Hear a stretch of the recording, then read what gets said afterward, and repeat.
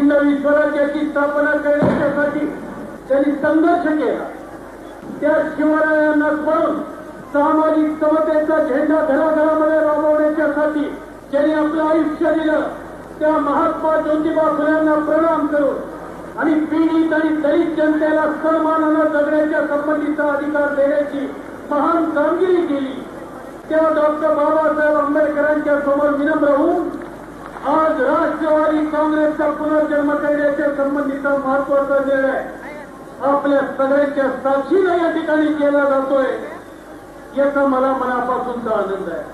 मदद नहीं सिखाता आपस में वही रखना, हिंदी है हमारा वतन, हिंदुस्तान हमारा, हा आमचा मूलभूत विचार आहे. इतर सगळ्या जातीच्या आणि धर्माच्या लोकांना बरोबर घेऊन आज पुन्हा एकदा नव्यानं महात्मा गांधीचा विचार घेऊन तुम्हा सगळ्यांच्या साक्षीनं हा राष्ट्रवादी काँग्रेस पक्ष सबंध देशाच्या कानाकोपऱ्यामध्ये जाण्याच्यासाठी आजपासून मार्गस्थ होतोय. तुमच्यातल्या वडीलधाऱ्यांचे त्याला आशीर्वाद पाहिजे, सर्वसामान्यांचा पाठिंबा पाहिजे आणि तरुण पिढीने आपल्या खांद्यावर ही जबाबदारी घेतली पाहिजे. आया बहिणींनी त्याला साथ दिली पाहिजे. हे आवाहन करण्याच्यासाठी आज मी आपल्या सगळ्यांच्या समोर उभा आहे.